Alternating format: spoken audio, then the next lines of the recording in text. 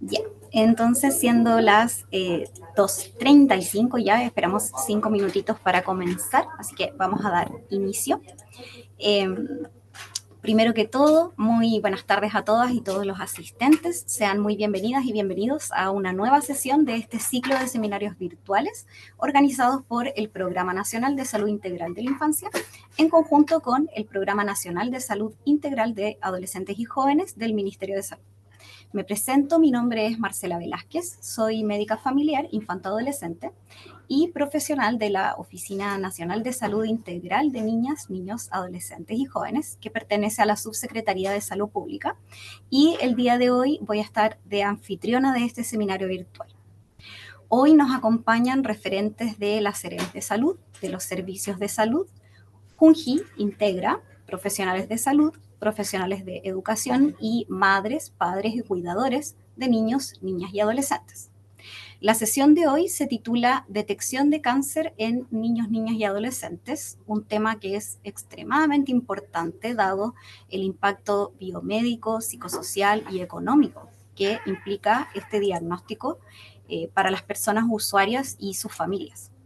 Chile ha recorrido una exitosa trayectoria en la implementación de políticas públicas en el ámbito del cáncer infanto-adolescente. En su historia destaca la creación del Programa Nacional Infantil Nacional de Drogas Antineoplásicas, PINDA, en el año 80.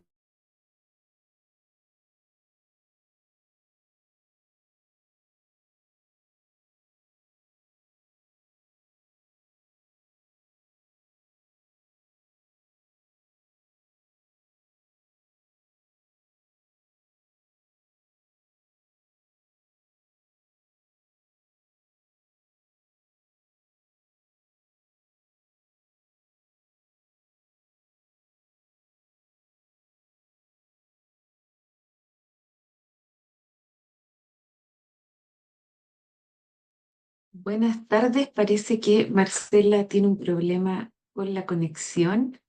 Eh, Les pido un minuto para poder resolver esta dificultad técnica y continuamos. Nuestras disculpas.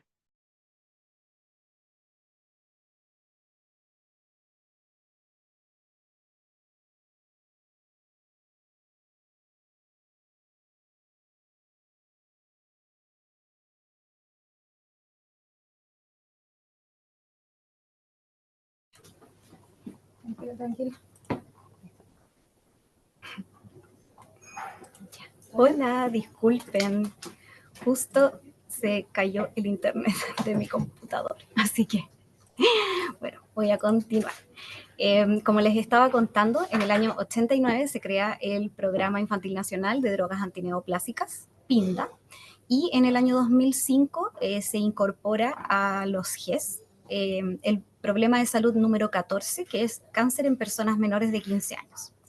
Estos esfuerzos han rendido frutos notables en términos de resultados sanitarios, como es que actualmente sobrevive el 78.4% de niños, niñas y adolescentes con cáncer, que es una cifra comparable a la de países de altos ingresos. Sin embargo, aún enfrentamos importantes desafíos para brindar una atención óptima a niños, niñas y adolescentes con cáncer, así como también a sus familias. Y entre estos desafíos importantes está la evaluación de nuevas tecnologías sanitarias y su debida implementación, así como la entrega de cuidados especiales que se requieren en el seguimiento de las personas luego de sobrellevar este diagnóstico y todos los tratamientos y las intervenciones al inicio. El año 2023 se presentó el primer Plan Nacional de Cáncer Infanto-Adolescente de Chile, que reconoce y visibiliza la especificidad de este grupo y también plantea compromisos para seguir mejorando la sobrevida y reducir la mortalidad en el largo plazo. Con esto se reafirma el compromiso que tiene Chile con la iniciativa mundial contra el cáncer de la Organización Mundial de la Salud, que tiene como objetivo el aumentar la priorización de cáncer infantil mediante la sensibilización a nivel mundial y nacional y ampliar la capacidad de los países para ofrecer las mejores prácticas en la atención de cáncer infantil. Con todos estos antecedentes, ya entonces quisiera presentarles al expositor del día de hoy, quien es por supuesto un experto en la temática. El webinar va a estar a cargo del doctor Gonzalo Muñoz Silva, quien es médico cirujano titulado de la Universidad Católica del Maule en 2011, pediatra titulado de la Pontificia Universidad Católica de Chile en 2015 y, por supuesto, subespecialista en hematología y oncología pediátrica, también titulado de la Pontificia Universidad Católica de Chile en 2017. Él se desempeña desde el año 2017 en el Servicio de Hematología y Oncología Pediátrica del Hospital de Talca y desde el año 2021 es jefe del mismo servicio. Desde 2018 es docente asociado de la Universidad Católica del Maule, participando tanto en la formación de nuevos médicos y médicas cirujanas, como también en la formación de nuevos pediatras especialistas. También el doctor desde este año y por un periodo de 4 años ha sido designado como delegado representante de Chile en la Sociedad Latinoamericana de Oncología Pediátrica. Les invitamos a ir dejando sus preguntas y comentarios en el chat del webinar que van a ser abordadas al final de la presentación. Recordarles como siempre que este seminario va a quedar grabado en el YouTube de Salud Digital, donde podrán volver a revisarlo en caso de ser necesario. ¿Ya? Bueno, a continuación sí, le damos la bienvenida a Gonzalo. Hola, buenas tardes, muchas gracias por la invitación, por la presentación. Eh, bueno, la idea es poder comentarle o contar un poco cómo podemos detectar de forma precoz el cáncer en niños, niñas y adolescentes. Voy a compartir mi presentación.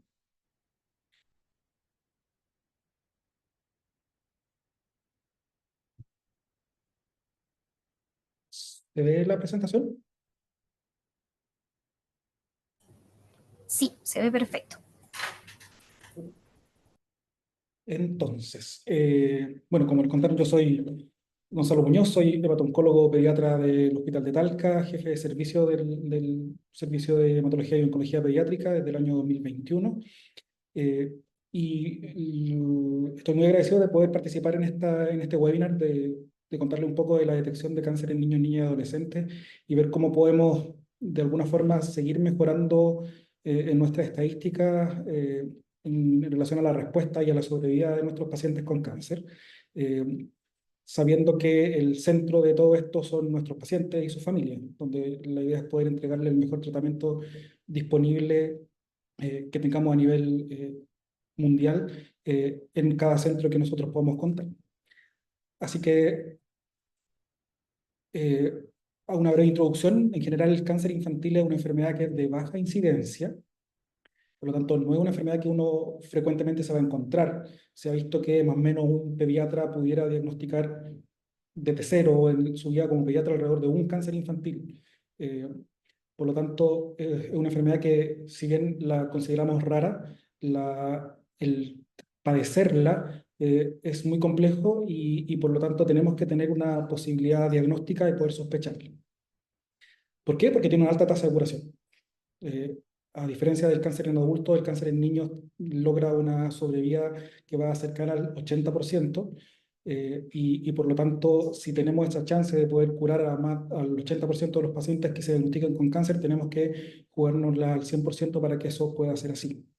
¿Ya? ¿Cuál es el problema grande? Es que la presentación clínica es muy inespecífica y simula múltiples patologías que son muy comunes, ¿ya? Lo vamos a ir viendo durante la presentación, que, por ejemplo, la fiebre.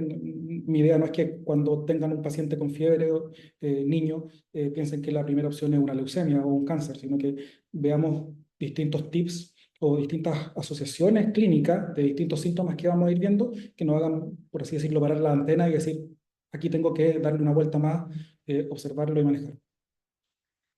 Y lo fundamental es que el diagnóstico precoz y una rápida derivación van a reducir importantemente la morbimortalidad, especialmente en algunos cánceres que son los que estamos un poco al debe.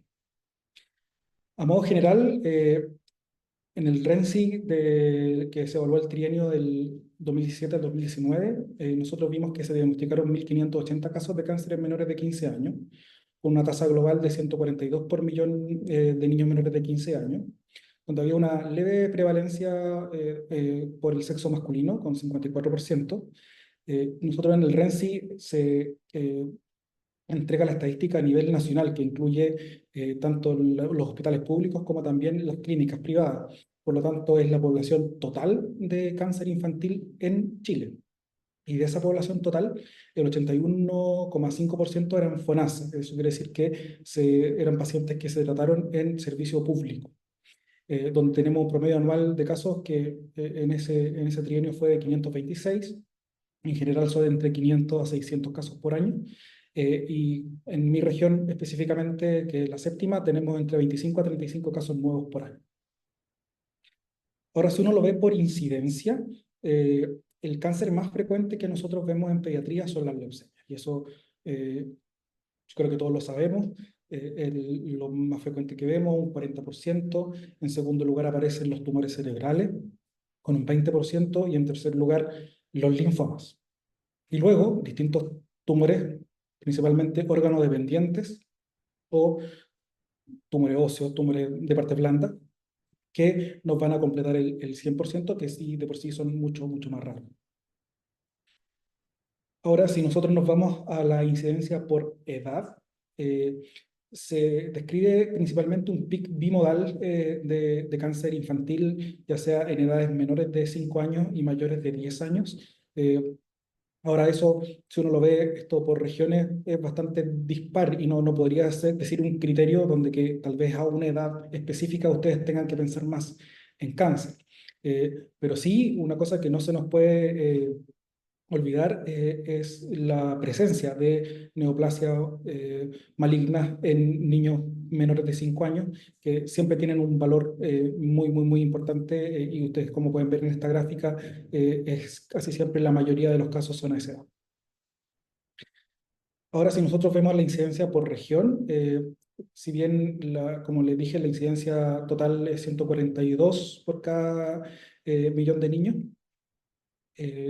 nosotros en distintas regiones tenemos algún grado de incidencia mayor, como en Antofagasta, que tiene 172 casos por millón de niños menores de 15 años, en Biobío, que hay 176 casos por millón de niños menores de 15 años, y en Los Lagos. Se está estudiando principalmente para ver si es que existe una razón específica asociada a tema ambiental, manejo de pacientes, que haga que la incidencia en estas regiones sea mucho más alta que el promedio nacional. Pero en general es bastante parecido. Y este es el gráfico que en general nosotros, como oncólogos pediatras, nos enorgullecemos y nos gusta mostrar siempre, que es la sobrevida de cáncer para niños y niñas menores de 15 años. ¿Ya? Y donde vemos que a 5 años, que es lo que miden en general todos los estudios, como nosotros trabajamos desde el punto de vista infantil, nosotros no queremos que el tratamiento del cáncer dé una expectativa de vida corta, como muchas veces puede pasar en adultos, sino que nosotros esperamos o apostamos a la curación de nuestros pacientes. Y por lo tanto nos ponemos como tope el ver la estadística a los 5 años del tratamiento. Y tenemos una sobrevida que es un 78,9% de los pacientes con cáncer se mejoran. Por lo tanto, y que es totalmente comparable con países de alto desarrollo. Y eso se da principalmente por esto que comentaba Marcela anteriormente, de esta creación del grupo PINDA, que inicialmente nació para poder financiar la droga antineoplásica, y que posteriormente nos coordinamos y nos juntamos y nos conocemos todos para poder trabajar por distintos protocolos y tratamientos para poder ofrecerle el mejor tratamiento a nuestros niños acá en Chile. Ahora, si esto lo dividimos, esta sobrevida tan buena que podemos decir del 80%, la dividimos por tumores, encontramos que en el primer lugar, o una sobrevida más alta, están los linfomas, con sobrevidas que sobrepasan el 90%.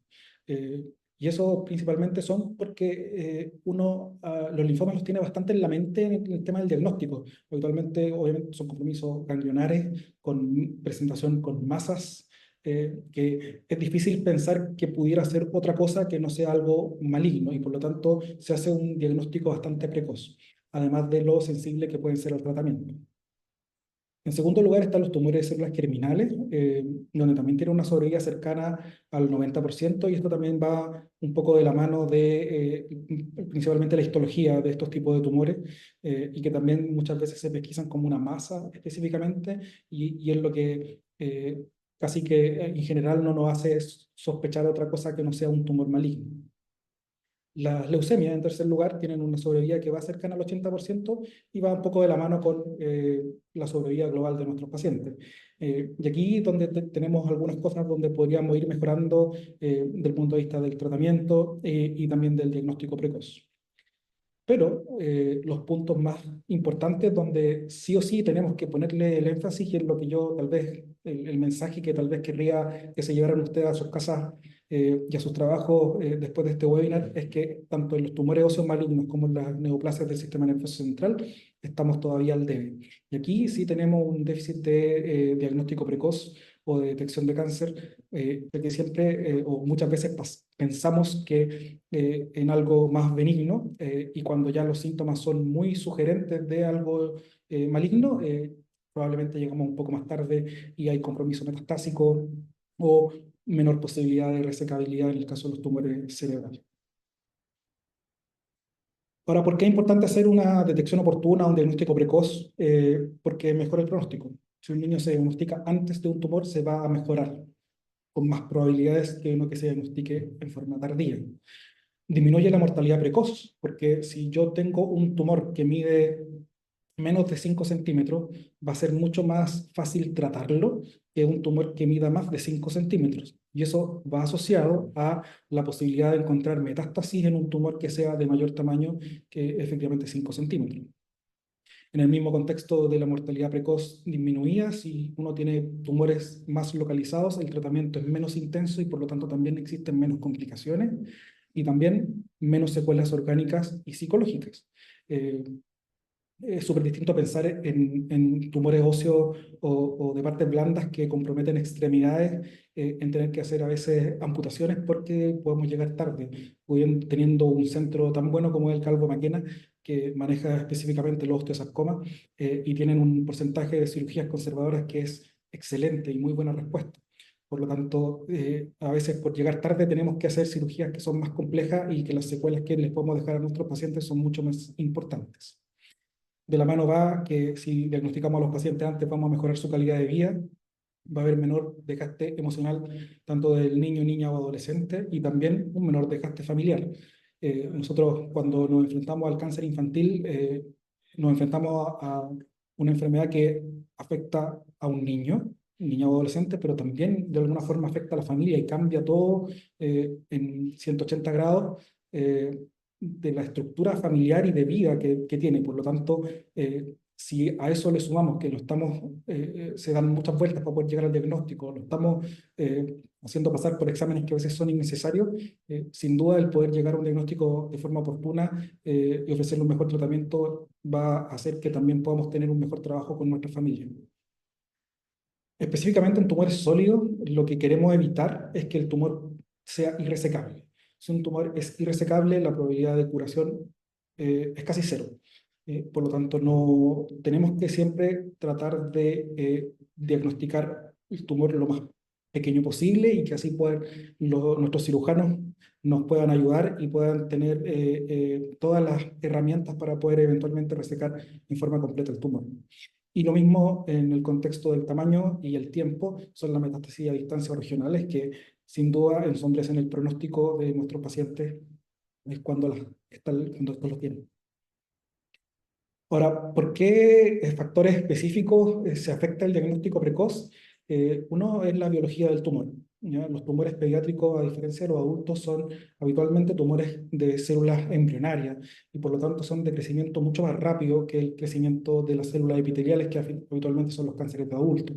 Por lo tanto, son tumores que tienen una biología mucho más compleja. De hecho, lo que uno nos enseña en general es que cuando uno tiene un tumor maligno pediátrico, ese tumor siempre va a tener algún grado de micrometástasis y por eso es muy probable que todos nuestros cánceres o tumores malignos tengamos que usar quimioterapia para poder mejorar y tratar esa micrometástasis que en el caso de que tenga una resección completa del tumor, puede existir alguna micrometástasis que nosotros no estemos pesquisando y que en algún momento pueda volver esa enfermedad.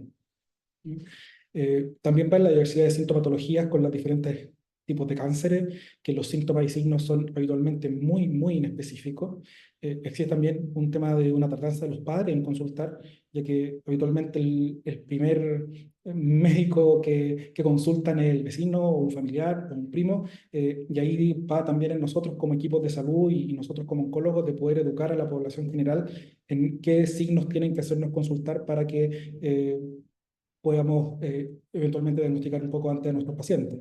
Y eso también de la mano del conocimiento y la actitud del equipo de salud infantil, donde es fundamental que frente a consultas con sospecha o con síntomas o signos que son, podamos sospechar cáncer, podamos actuar de la manera más adecuada, y lo mismo tanto del médico general y del pediatra, y en general del equipo. Nosotros ya estamos dentro de nuestro plan de desarrollo del plan infanto-adolescente de cáncer. Tenemos que capacitar a todos, desde la población general hasta las personas que tienen contacto con niños, como pueden ser los profesores, como son el equipo de salud no médico, enfermeras, matronas, nutricionistas, kinesiólogos, fonoaudiólogos, terapeutas ocupacionales, que nos permitan que a veces en ese momento que puedan tener de atención con un niño, eventualmente sospechar algún signo o síntoma que pudiera presentar, y así evitar la demora por la consulta con el médico, con el pediatra, y poder hacer una derivación oportuna. Ahora puse acá como un resumen de los síntomas y signos más frecuentes y que, como ustedes pueden ver, son muy, muy inespecíficos. Palidez. Que un niño se vea pálido no me va a decir que tenga un cáncer, pero si yo esa palidez la asocio a púrpura o lesiones hemorrágicas en piel o subcutáneo o sangrado, probablemente sí me pudiera orientar, porque estaría pensando en que probablemente tiene alteración de dos series hematológicas, ya sea de los glóbulos blancos, de los glóbulos rojos y también de las plaquetas. Si esa palidez, en vez de púrpura o hemorragia, aparece fiebre que no es explicada por una causa infecciosa, ojo, buscarle alguna patología tanto inmunológica como oncológica. ¿Ya? De adenopatías, como les dije, es lo que muchas veces se habla, probablemente nuestro segundo motivo de consulta después de las anemias que nos derivan, eh, y está bastante claro cuándo sospechar una adenopatía como maligna. Pero a veces pasa que existen masas mediastínicas, que son adenopatías que no vemos, que están a nivel intratorácico, y que por lo tanto la única forma a veces de poder pesquisarlas es con una radiografía de tórax. Y son niños que pueden tener cuadros bronquiales obstructivos a repetición, y que si uno no le hace una radiografía y lo maneja como si fuera una bronquitis, incluso poder dejarle hasta corticoides, podríamos estar subtratando una patología oncológica como una leucemia o un linfoma. Masa abdominal, que también está bastante claro la sospecha frente a una masa abdominal, pero lo que nos pasa con las masas abdominales es qué hacemos con ellas. Y ahí mi idea en los próximos minutos es contarle con algunos casos clínicos los ejemplos de las cosas que nos pasan cuando uno como médico se enfrenta a veces a niños que puedan tener la sospecha de cáncer infantil. Lo mismo de la cefalea y el dolor óseo, que son los principales síntomas de tumores cerebrales o tumores óseos malignos, que cualquier niño pudiera tener, o adolescente pudiera tener cefalea. Ahora, si esa cefalea cambia en relación a cómo venía siendo antes, tiene signos de alarma o banderas rojas, siempre es bueno poder observarla. Y ahí también a veces lo que nos pasa es que uno deriva esas cefaleas al neurólogo. Y lamentablemente el neurólogo puede tener una lista de espera mucho más amplia, y eso atrasar bastante el tema de la consulta y la atención efectiva. En cambio, nosotros como oncólogos, si esa cefalea tiene signos de alarma o bandera roja, pensando en un tumor, probablemente lista de espera no tenemos. Y si nos mandan un paciente con una cefalea que pueda tener sin alarma, nosotros lo podemos ver en la misma semana y descartar, que es lo fundamental, la presencia de eventuales tumores cerebrales. Lo mismo con el dolor óseo. Si pensamos en mandar los dolores óseos al traumatólogo, va a pasar lo mismo. Probablemente la lista de espera que tengan el equipo de traumatología infantil no es menor. Y lo mismo con los síntomas oculares, alteraciones del rojo pupilar, estrabismo, que cuando son de inicio precoz o inicio agudo, la recomendación probablemente nuestra que hacemos es que lo deriven con nosotros, como para descartar que exista una patología oncológica de base, y si no la tiene, que bueno, y veamos después la parte oftalmológica que requeriría, o del punto de vista neurológico, o del punto de vista traumatológico. Pero siempre ser un poco más mal pensado y tener algunos tips de cómo ir actuando frente a distintos síntomas o signos que encontremos en nuestros niños.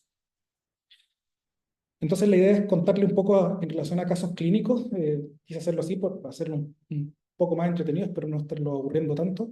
Acá tenemos un niño de 3 años, estos son casos de acá de Talca, que fuimos viendo durante este tiempo, estaba sano, la madre lo nota decaído, como puede pasar muchas veces en un niño de 3 años que va al jardín, y presenta fiebre.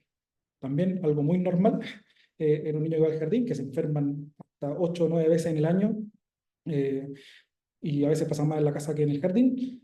Por lo mismo, la mamá, ante estarlo decaído y con fiebre, consultó el servicio de urgencia, donde al colega le impresionó una rinofaringitis aguda, lo manejó con paracetamol y acetaminofén, un manejo sintomático que probablemente cualquiera de nosotros hubiera hecho lo mismo. Y me parece que está bien. Ahora, lo que llama la atención es que este joven persistió con fiebre intermitente y inició un aumento de volumen cervical. Cuando pasa esto, que hay un quiebre en la clínica, donde aparecen o persisten síntomas que no es lo habitual en la evolución del cuadro que uno probablemente pudo haber diagnosticado al inicio, hay que parar la antena. ¿Ya? En ese sentido, un niño que persista con fiebre, que posteriormente se asocia a aumento de volumen cervical, hay que evaluarlo, hay que hacerle por lo menos un hemograma, radiografía, pero hay que evaluarlo en la urgencia. Y efectivamente fue así, le tomamos un hemograma. Yo no sé si se mueve muy bien, pero destacaba que tenía una anemia severa, una hemoglobina en 7, tenía 131.000 blancos, 52.000 plaquetas, y si uno analiza los blancos que tenía este paciente, 87% de ellos eran blastos. Blastos son células inmaduras de estirpe de los glóbulos blancos y de estirpe a definir, que pueden ser linfoblastos o mieloblastos, y eso probablemente también va a dar un poco el pronóstico y el tratamiento que le vamos a ofrecer a nuestros pacientes.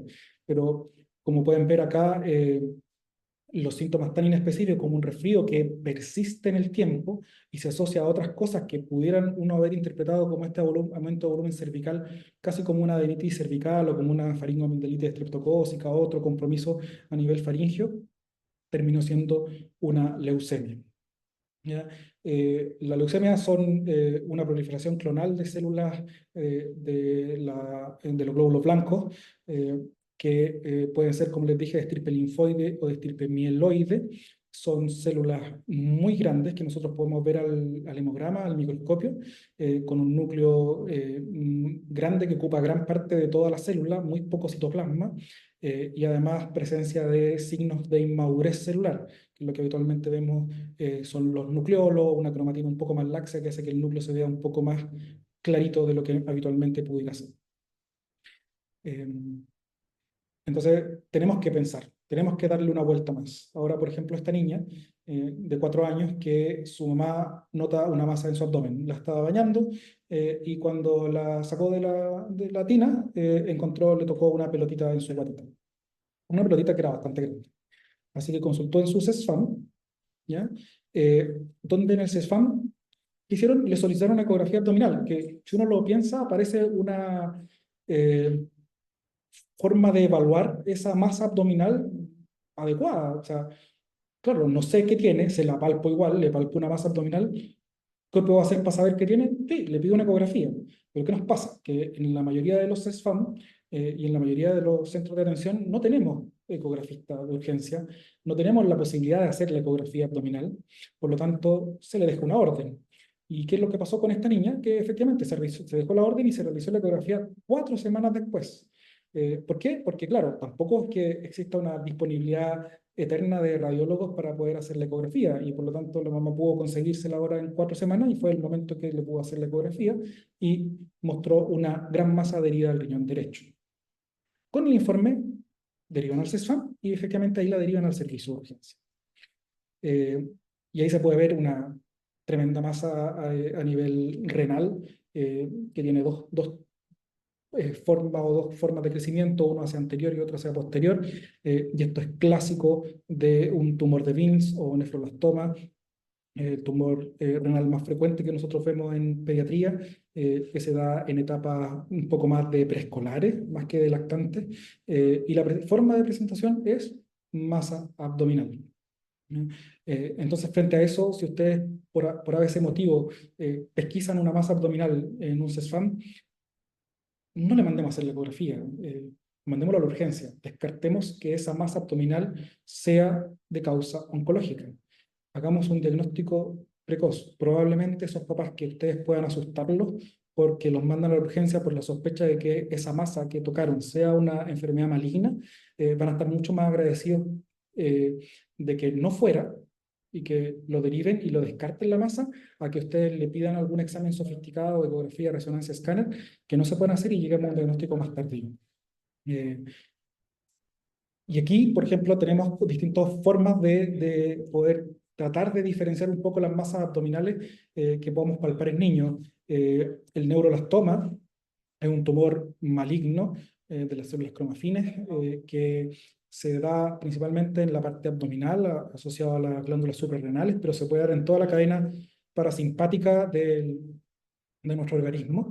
Y cuando se presenta como una masa abdominal, habitualmente una masa que atraviesa la línea media, que compromete eternamente el abdomen, es como tocar casi una masa completa en el abdomen. A diferencia del tumor de Wilms, que es lo que vimos en el caso anterior, que es un tumor que está circunscrito habitualmente a un riñón y por lo mismo se queda en un lado del abdomen, no pasa, no atraviesa la línea media, eso es lo más frecuente. Existe tumor de Wilms bilateral también, pero lo más frecuente es que nosotros encontremos un tumor de Wilms ubicado en una zona del abdomen. Y hay tumores un poco más raros como sarcomas retroperitoneales que uno puede palparlo y también pueden infiltrar un poco la línea media, ¿ya? Ahora también pueden haber otras alteraciones que podamos tocar, como pueden ser un riñón más grande en un niño que haya tenido muchas infecciones urinarias y que tenga una hidronefrosis o un trastorno o una enfermedad renal poliquística. También podemos palpar hepatomegalia, por ejemplo, tanto a nivel de palpar el lóbulo hepático derecho o el lóbulo hepático izquierdo, o también esplenomegalia, si uno puede palpar a nivel del borde costal izquierdo. Y también pueden haber algunas cosas benignas, como un quiste del colédoco, que eventualmente podría palparse como una masa pequeña a nivel hepática o de hipocondrio derecho, eh, tumores ováricos o a nivel genital, que uno los va a palpar como una masa habitualmente suprapúbica, infraumbilical, habitualmente no dolorosa, a menos que esto se tuerza o genere algún grado de infarto. Y ojo también con masas que puedan ser a veces muy pequeñas, dudosas.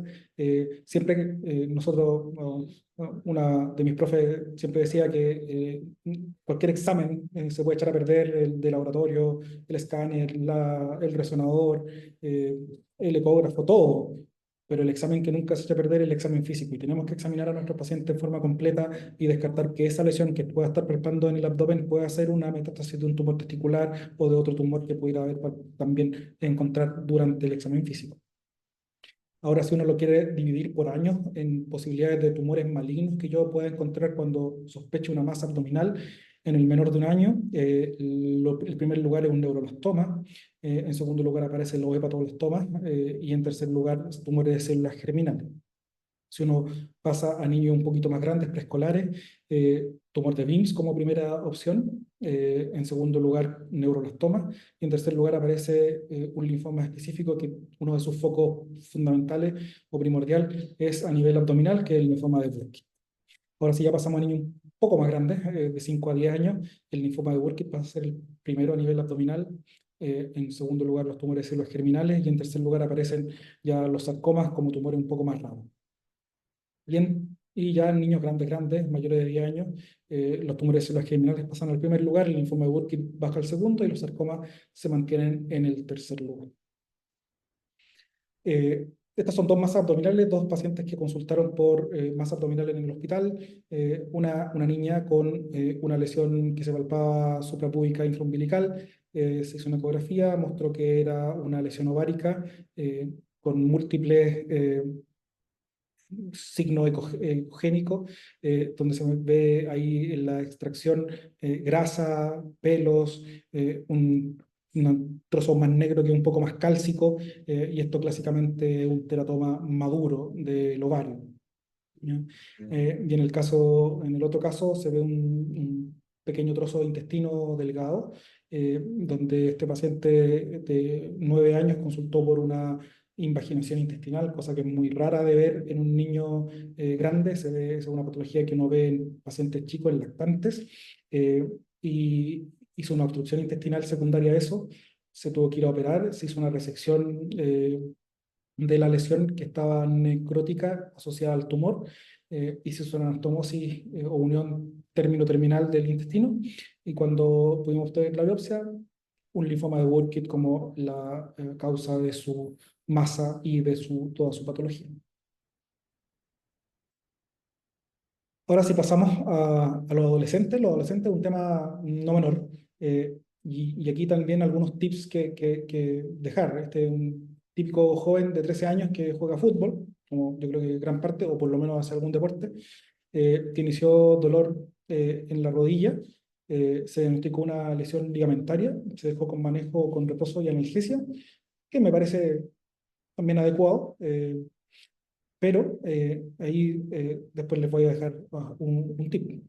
Este niño no tuvo respuesta a ese tratamiento del reposo a las 3 semanas ni a la analgesia, y dentro de esas 3 semanas evolucionó con un aumento de volumen a nivel de su rodilla derecha.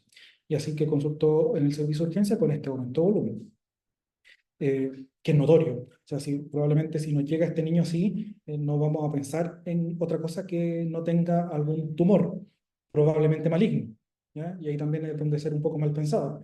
El tip es que en nuestros adolescentes, y lo vemos acá en esta diapo, de los tumores óseos, los osteosarcomas se ubican, que es el tumor maligno más frecuente del hueso, se ubican el 42% en fémur distal y el 19% en tibia proximal.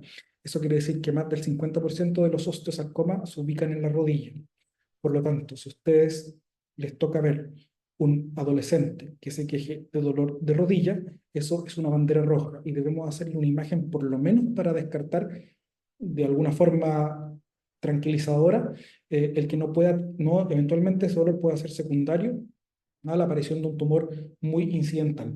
Probablemente a este niño, si le hubiéramos hecho una imagen 3 semanas antes de este aumento de volumen, se hubiera podido pesquisar ese tumor en forma previa y probablemente también un tumor más pequeño, y que pudiéramos haber hecho eventualmente algún manejo distinto. ¿Ya? Como les dije, el osteosarcoma es el tumor óseo más frecuente. Habitualmente lo ubicamos en el esqueleto apendicular, más del 50%, como les dije, a nivel de la rodilla, pero también se puede dar en húmero, podemos verlo en costillas muy poco frecuentes y en pelvis también poco frecuente. Eh, y el gran diagnóstico diferencial de los tumores óseos de aumento de volumen de partes blandas de extremidades son el sarcoma de Ewing, que es un tumor neuroectodérmico primitivo viene de otra célula. El osteosarcoma es un tumor que viene específicamente del hueso, produce osteoides, y eso es lo que nos permite hacer el diagnóstico desde el punto de vista de anatomía patológica. En el sarcoma de Ewing es un tumor distinto, que estos tumores que nosotros como oncólogos pediatras nombramos como tumores de células pequeñas redondas y azules, ¿ya? Que es un grupo muy heterogéneo de distintos tumores de células embrionarias. En este caso, el sarcoma de Ewing es uno de ellos, y se puede ubicar tanto a nivel de extremidades, pero tiene una gran afinidad por presentarse en el esqueleto axial. Esto en costillas, que hace gran diferencia con el osteosarcoma, a nivel de pelvis, que también el 20% de los sarcomas de Ewing se ubican en pelvis, pero también en extremidades, fémur un 12%, zonas intermedias de extremidades, que puede ser tibia, peroné, eh, húmero, cercano al 20%. No olvidar también que, como les dije, este tumor no es del hueso mismo, no es de un lugar de parte blanda. Por lo tanto, existe también la presencia de este tumor a nivel extraóseo. Y solo para comentarles, la última paciente nuestra que tuvimos con un sarcoma Ewing, el sarcoma Ewing se presentó como una masa abdominal y terminó siendo un sarcoma Ewing de la pared muscular del intestino delgado, que es una cosa rarísima, pero, claro, terminó siendo eso, desde el punto de vista histológico. Ahora sí nos vamos a otro adolescente, pero en este caso niña, de 13 años, que está decaída y con fiebre. Eh, Consultó a un pediatra quien impresionó un cuadro viral que lo manejó en forma sintomática, que probablemente es lo que cualquiera de nosotros hubiera hecho. Pero evolucionó con un aumento de volumen cervical a derecha y un examen físico donde destaca un soplo sistólico eyectivo de 3 en el que se irradiaba dorso, eh, que llamaba la atención, que nunca había tenido previamente.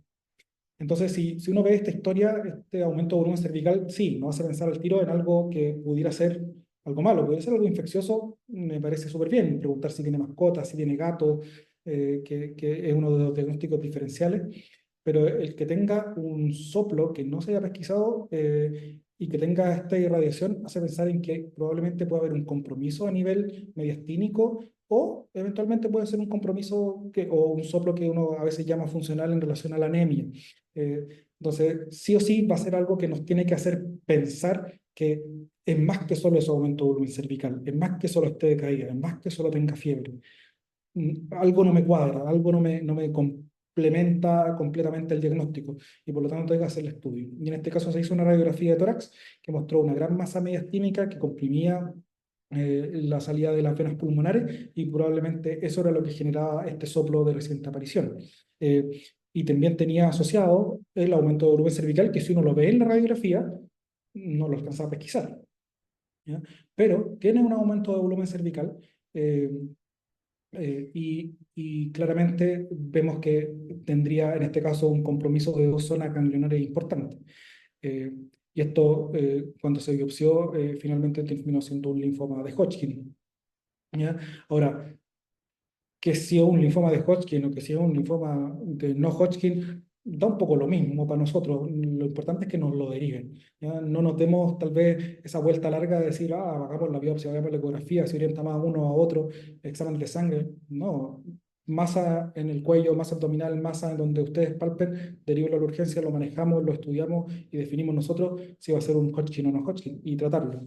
En este caso, a esta paciente se le hizo un adenograma, que fue una muestra de la biopsia rápida, donde nosotros hacemos como una impresión del tumor en una placa y le hacemos una tinción de IEMSA, que es la que hacemos para ver los hemogramas, y pudimos ver, por ejemplo, esta célula que se ve acá, yo no sé si ven mi cursor, pero es esa célula grande que tiene dos núcleos, que uno la nombra como o un huevo frito con dos yemas, o ojos de violín, o ojos de búho, pero que si uno la busca en los libros es una célula de Ritz-Stemper, que es patognomónica del linfoma de Hodgkin, ¿ya? Y con eso podemos hacer casi un diagnóstico de certeza en espera del estudio complementario histopatológico de inmunistoquímica y demás, pero podemos adelantar con los estudios. Y el estudio es hacer un PET. ¿Por qué? Porque con el PET nosotros podemos etapificar a nuestra paciente y poder decir, claro, dónde tiene el tumor y qué es lo que yo tengo que tratar, en qué grado, que es uno de los pocos tumores que uno tal vez podría decir en qué estadio está, que es lo que muchas veces los papás nos preguntan cuando tiene un niño cáncer, ¿ya? Y así va de estadio 1 cuando compromete solo un grupo ganglionar, estadio 2 cuando compromete más de un grupo ganglionar, y eso al mismo lado del diafragma. Eso quiere decir que puede tener compromiso cervical varios, pero si tiene compromiso inguinal, por ejemplo, como en el caso de acá, se ve que eso pasaría a ser estadio 3. 3 es que tiene compromiso tanto sobre el diafragma y bajo el diafragma, ¿ya?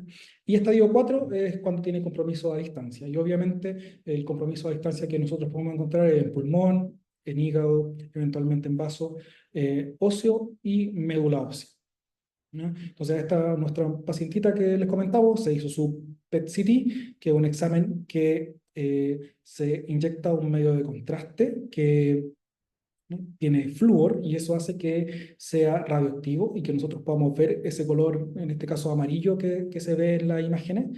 Y ese flúor va asociado a una molécula de glucosa, de azúcar. Por lo tanto, todas las partes del cuerpo que capten glucosa o que coman azúcar van a captar de buena forma este radiotrazador y por lo tanto vamos a poder ver dónde se está metabolizando más o dónde se está reproduciendo de forma más rápida las distintas células y por lo tanto el tumor. Obviamente, nuestro cerebro le encanta el azúcar y por lo tanto por eso es que ustedes pueden ver que aquí en la cabecita se ve completamente encendido y por eso lo mismo es que el PET-CT, específicamente el más frecuente que ocupamos, que es con fluoro de oxiglucosa, no nos sirve mucho para hacer diagnóstico de tumores cerebrales. Pero en este caso se ve el compromiso que habíamos visto en la radiografía de tórax, compromiso mediastínico, y aquí también arriba se ve el compromiso cervical asociado de nuestra paciente. Por lo tanto, si uno lo ve hasta ahí, uno piensa que esta paciente tendría un estadio 2. ¿Ya? Pero si uno ve probablemente en los huesitos de esta paciente, se ve que se encienden mucho más que lo que a uno le gustaría. Y eso es porque esta paciente a nivel medular tenía compromiso de médula ósea. Por lo tanto, de pasar a ser un estadio 2, por el compromiso ganglionar tanto a nivel mediastínico como cervical, pasó a ser un estadio 4, lo que sin duda cambia el tratamiento y también un poco el pronóstico, pese a lo bien que nos va en los linfomas. ¿Podrá haber cambiado esto si nosotros hubiéramos visto a esta niña o le hubiéramos hecho el diagnóstico o un examen físico más completo antes y haberle pesquisado ese soplo y hacer la radiografía? Probablemente no lo vamos a ver, pero existe una posibilidad de que sí, y que podríamos haberle evitado más quimioterapia, más tratamiento, más compromiso. ¿Ya? Ahora, otra niña. Los adolescentes son un tema importante porque tenemos que muchas veces no consultan de forma adecuada porque son adolescentes, porque no saben que si les pasa algo probablemente los van a tener que estudiar y les da lata y les da lata ir al doctor y y los papás tampoco los quieren llevar mucho, entonces son un tema para poder diagnosticarlo. Vieron a esta niña de 11 años en el SAPU por cefalea y vómitos eh, y eh, asumieron que había tenido una ingesta alimentaria eh, de un completo y por lo tanto dijeron esto es una gastroenteritis, así que le dejaron manejo sintomático. Eh, Cosa que ahí uno puede discrepar un poco. Si uno tiene un paciente con cefalea y vómitos, tal vez no lo primero que voy a pensar es que tenga una gastroenteritis, sino que tengo que eh, sumar estos dos síntomas y pensar en que pudiera haber algo más. Pudiera ser algo sintomático, sin duda, pero no puedo así ser tal vez hacer un manejo tan sencillo y pensar que es solo una gastroenteritis aguda, sino que tal vez hacer un estudio un poco más acabado. Bueno, esta niña al mes después evolucionó con disminución de la agudeza visual, chocando con distintas paredes, y consultó en el CESFAM, donde efectivamente la evaluaron. Y aquí, sin duda, tenemos distintas cosas, porque dijeron, bueno, vicio de refracción. Se derivó a oftalmología. Fue visto por oftalmología 3 semanas después de esa consulta, donde le encontraron un edema de papila bilateral. Y ahí se derivó al servicio de urgencia para estudio. O sea, tuvimos casi 2 meses esta niña dando vueltas, con síntomas que si uno lo iba uniendo, bueno, yo le estoy haciendo la clase, pero uno no podría dejar de pensar que esto finalmente terminía siendo un tumor cerebral. ¿Ya?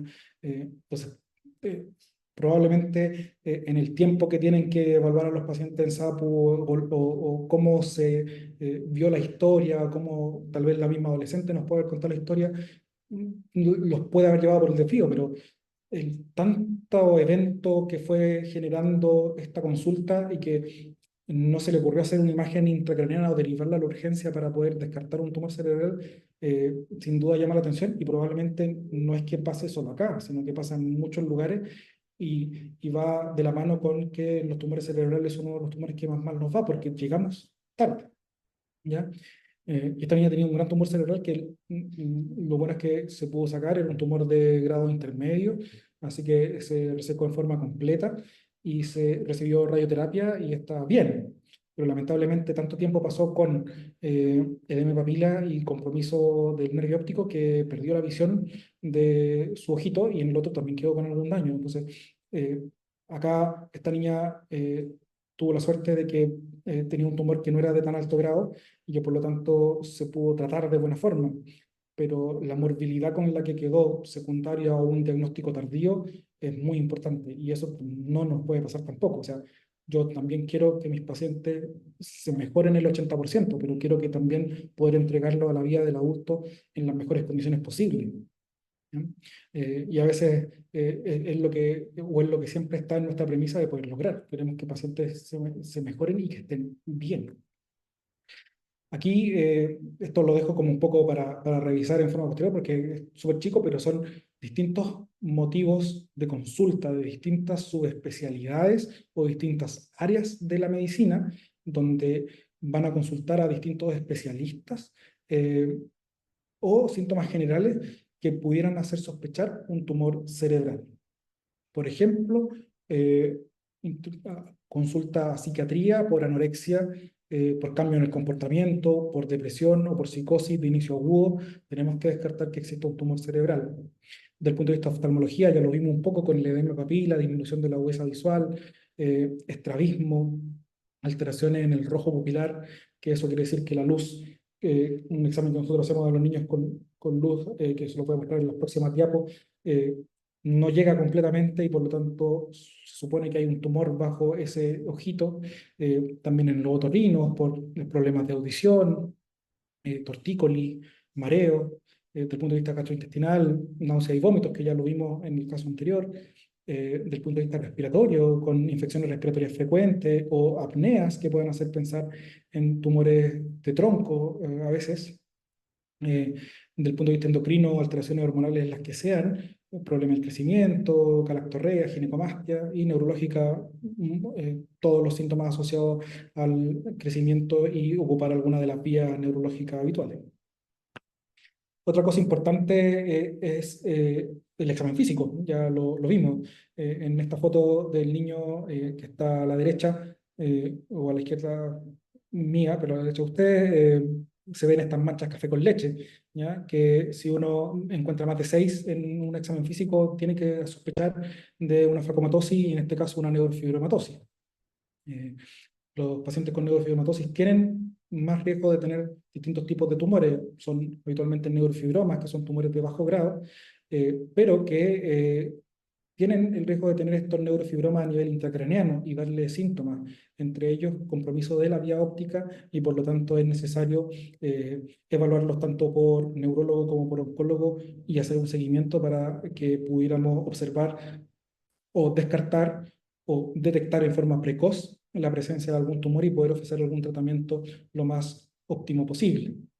Y otra cosa que también nosotros los médicos debiéramos tener como un poco a la mano es poder hacer eventualmente un fondo de ojo a nuestros pacientes cuando sospechemos que pudiera tener una cefalea por alguna causa, si bien probablemente no va a ser el mejor fondo de ojo del mundo, ni tampoco el que va a reemplazar al de que haga el oftalmólogo, pero sí podríamos ver algún signo, como se ve en este caso, que se ve una edema papila muy importante.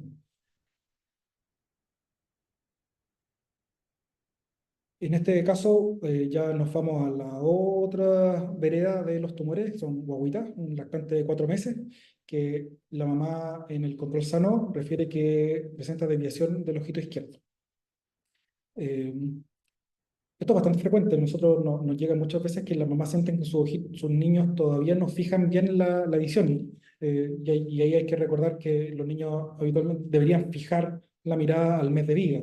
Por lo tanto, si un niño uno impresiona que no fija la mirada al mes de vida, tendríamos que también ir evaluando cuál es la causa de por qué no la fijan.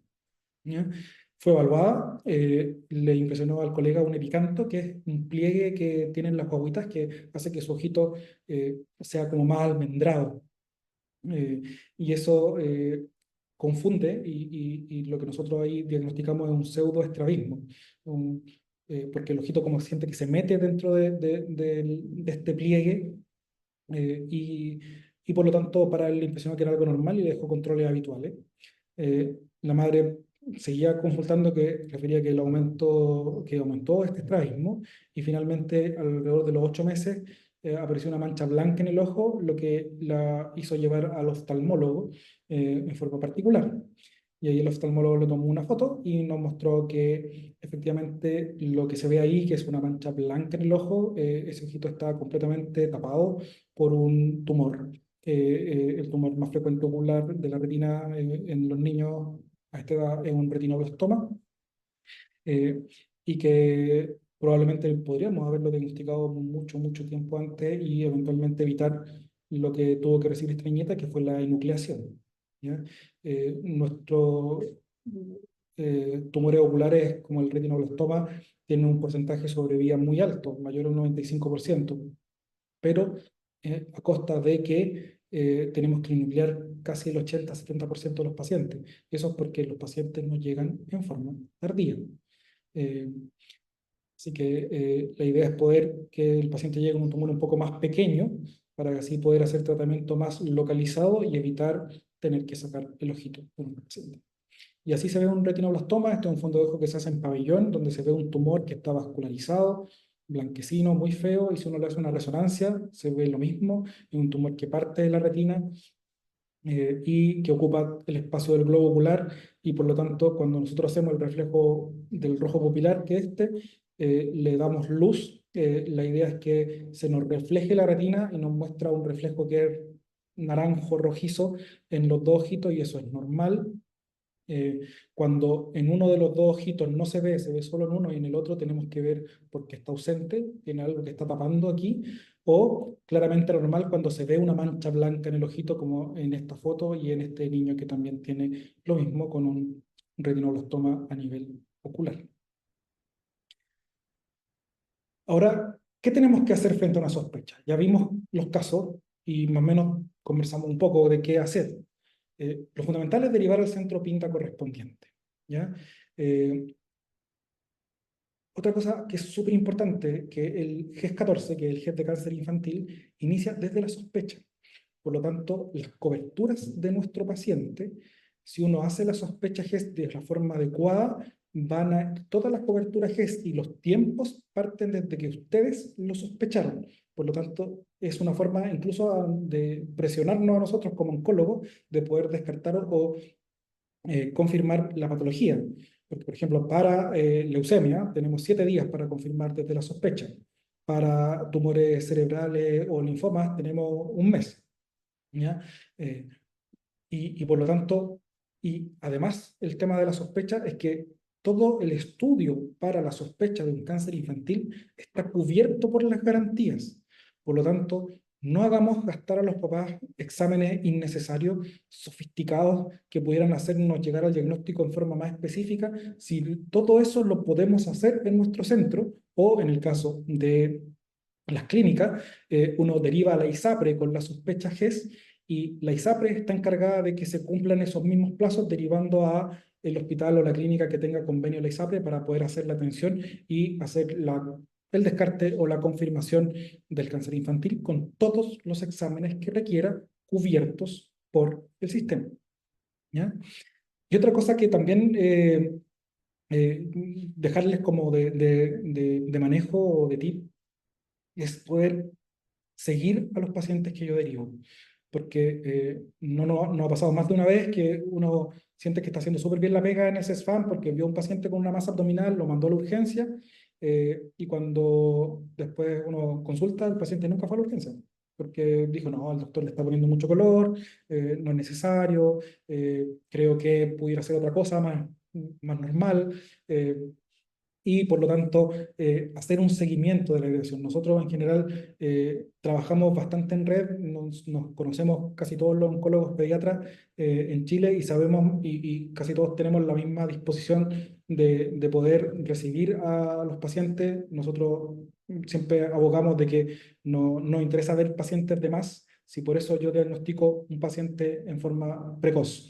Si tengo que ver 100 pacientes para poder diagnosticar uno antes, prefiero ver esos 100 pacientes, y así a ese paciente que le diagnosticamos el tumor antes y le cambiamos un poco su expectativa de vida en relación al tratamiento, feliz.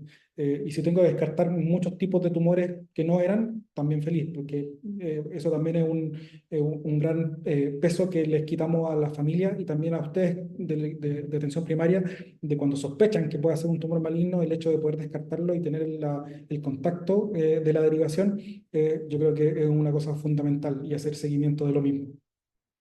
Ahora, nosotros tenemos centros PINDA en todo el país. Este gráfico todavía no está actualizado.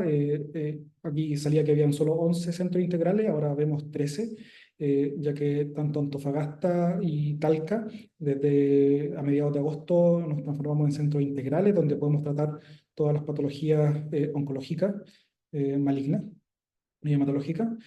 Ahora existen solo 2 centros parciales, que están en Punta Arenas y Puerto Montt, y otros centros de apoyo que nos ayudan para hacer la sospecha y el diagnóstico precoz y posteriormente derivan a un hospital de centro integral para hacer el manejo complementario. Y otra cosa, como muy por encima también, hablarles de que estamos trabajando en el plan de acción de cáncer infante adolescente. Nosotros se lanzó este plan en marzo del año pasado para poder lograr tener, y es el primer plan de cáncer infanto-adolescente a nivel latinoamericano en Chile, donde tenemos 2 objetivos que son muy importante, que es disminuir la mortalidad de cáncer en niños, niñas y adolescentes de 0, y aquí nos pusimos un tope que es los 19 años. Eso quiere decir que esperamos que progresivamente nosotros podamos ir atendiendo también a los pacientes entre 15 y 19 años y aumentar nuestra edad de atención y poder ofrecerle el tratamiento por el equipo pediátrico de infanto-adolescente. Y en ese mismo sentido poder mejorar la sobrevida de niños, niñas y adolescentes diagnosticados con cáncer. Esto está basado en distintos estudios y distintos manejos a nivel internacional, donde tenemos que trabajar todo en conjunto y en red para poder lograr estos objetivos que son fundamentales. Y bueno, ya modo de conclusiones ya, espero no haberlos aburrido tanto que hablé, y a veces hablo muy rápido, pero tener un alto índice de sospecha, pese a lo raro que puede hacer el cáncer.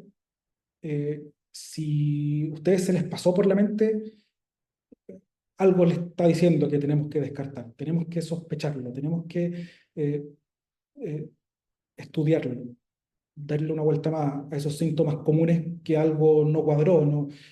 ¿Por qué este niño sigue con fiebre? ¿Por qué le empezó a crecer los ganglios? Eh, no sé si le palpo el hígado, no sé si le palpo el vaso en el abdomen.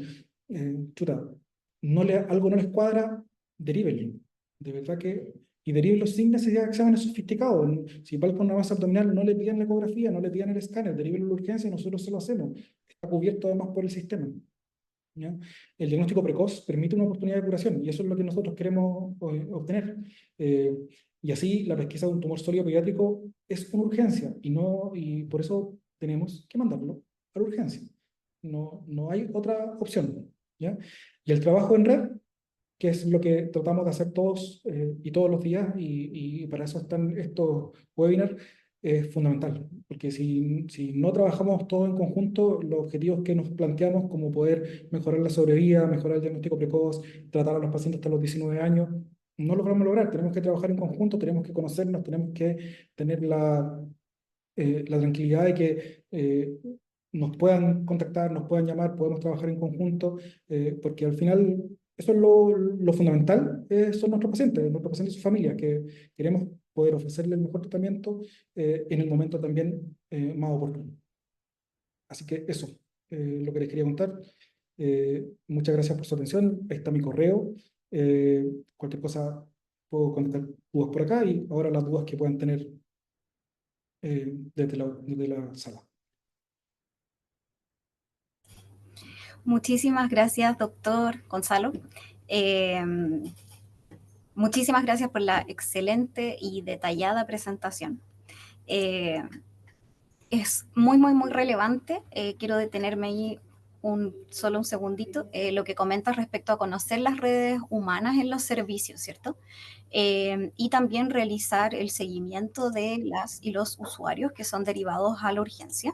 Esa es una muy buena práctica porque la verdad es que cualquier usuario que se va derivado a urgencia y también su familia, y más aún si es que es una sospecha de cáncer, se va a ir preocupado y va a querer, ¿cierto?, mantener el contacto con su médico o médica de cabecera o en el fondo es súper importante mantener esa fluidez en la conversación. Hay algunas preguntas que fueron surgiendo a lo largo del webinar. Una de ellas es, ¿cuándo estudiar dolor óseo en niños? ¿Se espera alguna característica especial o todo dolor óseo debe ser estudiado? O sea, una muy buena pregunta y la agradezco. El dolor óseo en niños es una causa muy frecuente de consulta y que siempre uno trata de ser bien pensado y muchas veces diagnostica el dolor de crecimiento, ¿ya?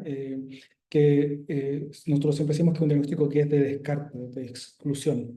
Si un niño se queja de dolor óseo, nosotros tenemos que, como siempre, hacer una buena anamnesis, buscar causas que pudieran orientarnos a por qué tiene ese dolor óseo, un muy buen examen físico, ¿ya? Buscando distintas lesiones, compromisos, cosas que nos puedan llamar la atención. Y si no encontramos nada y nos sigue llamando la atención, yo creo que una imagen que puede ser una radiografía no va a generar mayor conflicto en poder realizarla específicamente en dolores que son localizados. Distinto es los dolores que son más generalizados, cuando hay un dolor como le duele primero una parte, después le duele la otra. Eso hace pensar que a veces ese dolor pudiera ser un dolor más benigno, ¿ya? O si es que también no encontramos nada o encontramos alguna cosa que nos llame la atención, pedir tal vez algún estudio típico como un hemograma, pero en general el dolor óseo localizado, y como lo dije un poco, en los adolescente con dolor en rodilla o dolor localizado, hacer una imagen, no darse una vuelta más y pedirle una radiografía. Eh, y lo otro importante es que no es solo pedir la radiografía, es ver la radiografía. Porque nos ha pasado que los mandan a hacer la radiografía y después como que se queda un poco en el limbo de vi el examen, lo pedí, y cuando después vemos la radiografía tenemos el tumor y probablemente no lo vimos porque se nos pasó un poco el tiempo y ahí todos somos un poco presos del tiempo que tenemos para poder atender a nuestros pacientes. Claro, y ahí también muy relevante, ¿cierto?, la educación que se hace a los mismos usuarios y a sus familias respecto a que si uno pide una imagen, esa persona vuelva a pedir hora para un control y revisar esa imagen, ¿cierto? Dentro de esta misma línea también surge la pregunta si es que la ecografía es el examen de elección ante una masa abdominal, dado que es un examen que podría estar poco disponible en los servicios públicos. Eh, bueno, gracias también por la pregunta. Nos encantaría que estuviera más disponible, eso sí es verdad. Nos encantaría tener radiólogos de turno que pudieran hacer ecografía. ¿Por qué es tan buena la ecografía? Porque no irradia y es un examen que es seguro. No tenemos que habitualmente ni sedar al paciente ni hacer ninguna maniobra más que a veces conversar un poco con él o tener la posibilidad de tener el ecógrafo al lado. Ahora, frente a la falta de disponibilidad en servicios públicos, tenemos que también atenernos a lo que podamos tener disponible. Si esa masa abdominal yo la veo en la urgencia y la estoy viendo a las 9 de la noche, eh, tiene algún signo de complicación, lamentablemente tendré que hacer el escáner y descartar que pueda tener alguna obstrucción intestinal, complicación asociada. Si veo que el niño o niña está bien y puedo eventualmente hospitalizarla y conseguirle una ecografía en la mañana del día siguiente, también sería una buena opción, pensando en que no van a pasar días, semanas ni meses en que se pueda hacer el examen. Eh, y lo otro es que va de la mano de que si es que se confirma también que pueda tener una patología oncológica, para el seguimiento posterior nosotros tenemos que hacer también muchas imágenes que pueden generar algún grado de radiación. Y por lo tanto, dentro de lo posible es evitar la exposición a radiación, como es con un escáner, que es como hacer 300 radiografías, pero eso yo digo, una radiografía en un dolor óseo me parece totalmente justificado, pero hacer un escáner en una masa abdominal de inicio, si estamos en la urgencia y no tenemos nada más que hacer, sin duda, lo hacemos y nos quedamos con ese tema. Pero si podemos eventualmente tener la disponibilidad de un ecografista adecuado al día siguiente, estando en la urgencia, también puede ser una buena opción. Muchas gracias, doctor. Hay un par de preguntas más que también surgieron. Hay una pregunta que dice, ¿las derivaciones siempre son directo al servicio de urgencia? Si es así, ¿existe alguna categorización? Por ejemplo, algún tiempo de espera más acotado, porque quizás muchas cuidadoras, madres, van a optar por retirarse de la urgencia, si es que hay que esperar mucho tiempo, muchas horas, que en general es así. Aunque de todas maneras, y aquí aclara la participante, hay que educar cuando uno deriva respecto a la importancia de esperar, ¿cierto? Si es que se realiza una derivación de urgencia, como por favor espere a ser atendido, pero ¿hay alguna manera de como priorizar a esos pacientes? Eh, También va en el tema de que, ¿por qué lo estoy mandando a la urgencia? ¿Por qué estoy derivando una masa abdominal o una cefalea con bandera roja a la urgencia? Es porque quiero descartar que pueda tener eventualmente un cáncer. Y decirle eso a veces a los papás es muy complejo. Yo creo que todavía en la escuela de medicina también estamos un poco al debe en cómo entregar las noticias cuando son así de complejas. Eh, pero también, como les dije, muchas veces los papás van a entender que lo que tú quieres es descartar que su hijo pudiera tener una patología grave, entre ellas un tumor maligno, y se van a sentir más agradecidos de que tú se los digas a que tú le digas, no, mire, pudiera hacer cualquier cosa y que finalmente después, cuando le hagan el estudio, efectivamente tenía un tumor maligno. Y lo otro es el trabajo en red. Probablemente de donde ustedes puedan derivar a un paciente a la urgencia, deben tener el contacto de esa urgencia. Y decir, ¿sabes qué? Estoy mandando a este niño que acabo de ver en el CESFAM, en el SAP o en el SAR, donde puede hacer que trabajen, que lo envíe porque le palpé una masa abdominal, quiero descartar que esto pueda ser un tumor maligno y avisar al equipo de urgencia. Lamentablemente no existe todavía a nivel de cuando ingresa el paciente en el triage, de que, por ejemplo, sospecha de cáncer, va a subir de categoría a C1 o a C2, sino que eso lo ven los signos y síntomas del paciente. Pero, pero sí, sin duda, el trabajo que podemos hacer nosotros en red de poder decir, oye, hola, estoy llamando a la urgencia del hospital de Talca, estoy en Chanco mandando un paciente que me parece que pueda tener un tumor en el abdomen, por favor, te envío los datos para que lo puedan recibir y poder atender o darle algo de prioridad, que también es una pega que podemos hacer nosotros como entre colegas y lo mismo entre distintos servicios. Vamos a realizar dos preguntas más que quedaron en el chat que nos parecen relevantes de contestar.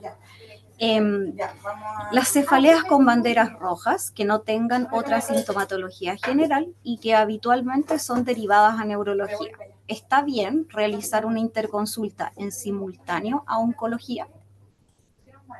Depende de la bandera roja, pero en general nosotros somos bastante, como desde el punto de vista de la oncología, disponibles para poder atender a estos pacientes. Principalmente es poder hacerle tal vez un examen con algún grado de mayor especificidad que nuestros colegas que pueden trabajar en APS como médicos generales. Es como poder tener la visión del pediatra. Y lo fundamental sería definir si le voy a tener que hacer un escáner de urgencia o le puedo pedir una resonancia también de la misma mano de evitar la radiación que le puedo generar. Nosotros lo que estamos trabajando acá, por lo menos en la región del Maule, es que pacientes con cefalea, con banderas rojas, hagan la derivación simultánea, que deriven pacientes a neurología y a oncología.